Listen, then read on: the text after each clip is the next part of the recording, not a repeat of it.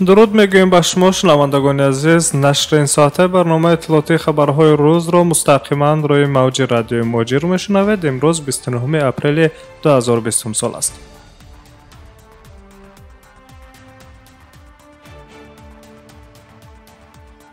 хабарҳои рӯзро аз Москав шурӯъ мекунем. 9 май дар Русия паради авиатсионӣ баргузор мешавад. Инро президенти Русия Владимир Путин дар паёми чаҳоруми худ ба шаҳрвандони кишвараш пас аз сарзадани вируси COVID-19 эълон кард.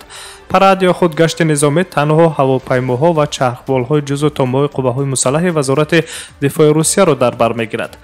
бо риояи талаботҳои бехатарӣ ва низоми худнигоҳдорӣ дар хона мо ҷашни муқаддаси худ рӯзи ғалабаро таҷлил хоҳем кард. бо вуҷуди ин бино ба андешидани чораҳои санитарии эпидемиологӣ дар парад танҳо ширкати ҳавопаймоҳо ва чархболҳои низомӣ дар назар аст ки онҳо дар ҳавои бози Москав чарх хоҳанд зад. эзҳор доштааст президенти Русия Владимир Путин дар паёми телевизионии худ ба мардуми кишвараш. рӯзи 28 апрел ҳавзаи низомии ғарбии Русия хабар дод ки ҳавопаймоҳои низомӣ тавассути Санкт-Петербург ва 11 шаҳри дигар парвоз хоҳанд кард. Москав дар байни онҳо набуд, аммо манбаъҳои Интерфакс қайд карданд ки ин қарор дар бораи паради ҳавоӣ дар пойтахт тез қабул карда хоҳад шуд. бино ба хабар, чораҳои мазкур ба мисли 75-солагии ғалаба дар ҷанги бузурги ватанӣ, аз ҷумла майдони паради сурхи Москав, пас аз беҳ шудани вазъи эпидемиологӣ дар Русия баргузор хоҳад шуд. хотиррасон мекунем ки 28 апрел президенти Русия Владимир Путин дар баромади телевизионии худ рӯзҳои истироҳатиро дар кишвараш то 11 май тамдид кард.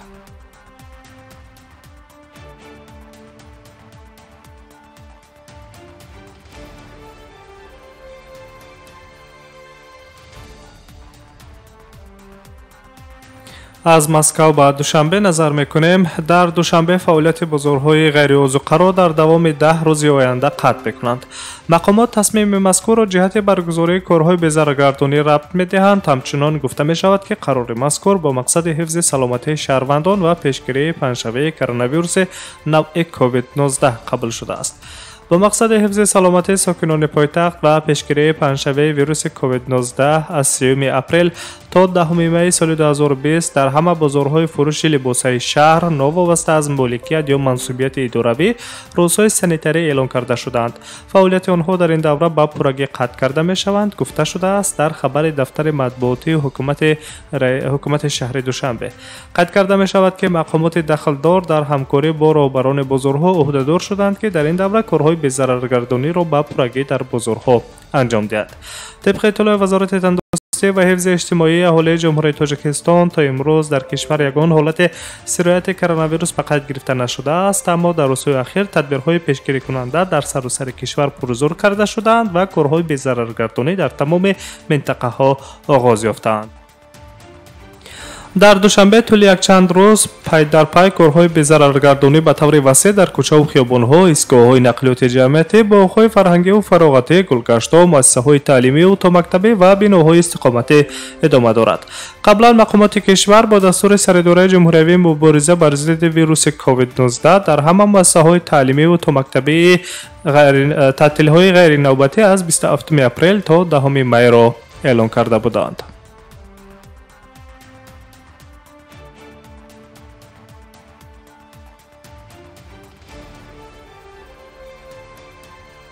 шумо таҳаввулоти ин соатаи Тоҷикистон ва ҷаҳонро мустақиман шунида истодаед. 27 дастгоҳи сунъии нафасдиҳӣ дар Олмон барои Тоҷикистон харидорӣ шуда, рӯзҳои наздик ба ҷумҳурӣ ворид карда мешавад.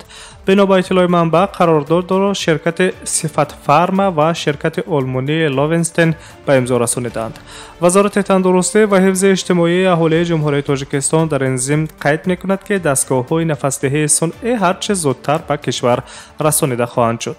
вазорати тандурустӣ инчунин илова намудааст ки ба ғайр аз таҷҳизотҳои нафасдиҳии сунъӣ боз 95 намуди маҳсулоти тиббии дигар низ аз Олмон харидорӣ шудааст ки рӯзҳои наздик вориди ҷумҳурӣ мегарданд. Сифатфарм ташкилоти тиҷоратӣ аст ки мутобиқи қонунгузории амалкунандаи ҷумҳурии Тоҷикистон дар шакли ҳуқуқии ҷамъияти дорои масъулияташ маҳдуд таъсис ёфтааст ва аз соли 2017 боз инҷониб дар бозори фармасевтии Тоҷикистон фаъолиятро ба роҳ мондааст.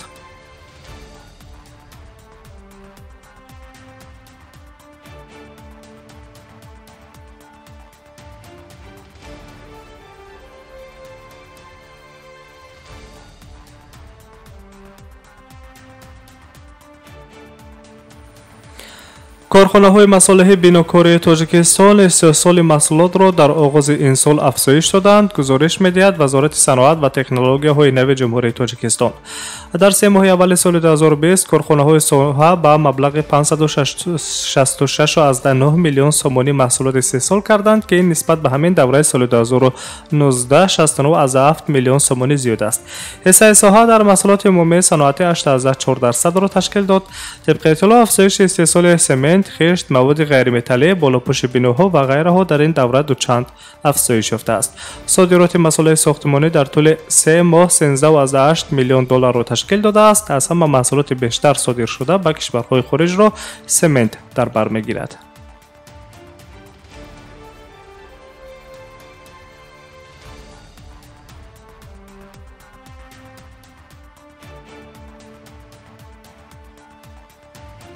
аз тоҷикистон ба туркманистон меравем. мақомоти туркманистон садҳо нафарро аз минтақаҳои карантинӣ дар канори туркманобод, дуввумин шаҳри калонтарини ин кишвар, ба минтақаҳои дурдаст интиқол доданд.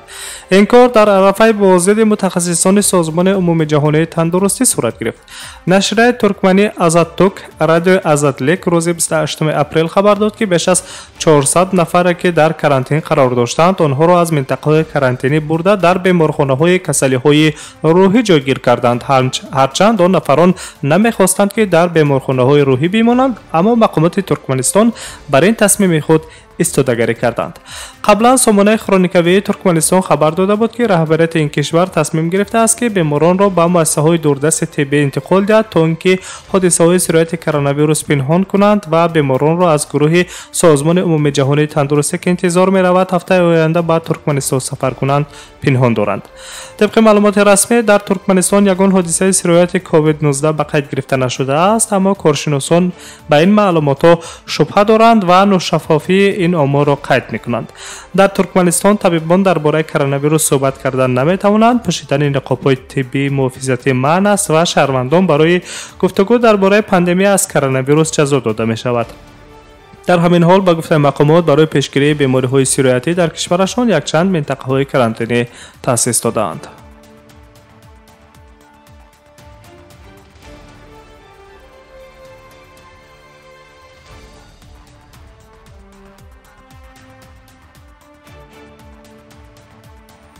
ва дар охир назар мекунем ба Таиланд. мақомоти Таиланд тасмим доранд, ки чораҳои маҳдудкунанда ва буҳронӣ ба амал омадаи иқтисодиро аз оқибатҳои пандемияи коронавирус сабуктар гардонанд. ин тасмими ҳукумати Таиланд рабт дорад ба 10 миллион хоҷагиҳои деҳқонӣ, ки дар назар аст ба онҳо кӯмак расонида шавад. кӯмаки мақомот дар доираи ҷудо гардидани 4.6 миллиард доллар дар ин самт равона шудааст. дар ин бора Bloomberg хабар медиҳад. тибқи иттилоъ, имтиёзҳои пулии 15 000 бахт ё худ 462 доллар дар тӯли 3 моҳ аз моҳи май ин тараф сари ҳар як корманди хоҷагиҳои деҳқонӣ пардохт карда мешавад. кӯмак ба хоҷагидорон як қисми чораҳое мебошад, ки ҳукуматдорон оид ба дастгирии аҳолӣ эълон карданд. аз ҷумла барномаҳои ҷудогонаи додани пули нақд ба одамоне, ки дар рӯйхати камбизоатон қарор доранд. дар Таиланд аз 69 миллион аҳолӣ 30 миллион нафари онҳо ба мақомотҳои маҳаллӣ ва ё муассисаҳои кӯмакрасон барои дастгирии иҷтимоӣ дар давраи пандемияи коронавирус муроҷиат карданд. ҳукумати Таиланд эълон дошт, ки дар рӯзҳои наздик гузарондани 390 миллиард бахти таиландӣ ё худ 12 миллиард доллар барои пардохт ба аҳолӣ пешбинӣ шудааст. ҳамзамон коршиносон коҳиши иқтисодиёти Таиландро 5.3% пешгӯӣ мекунанд, ки нишондиҳандаи бадтарин аз соли 1990 инҷониб боз барои Таиланд дониста мешавад.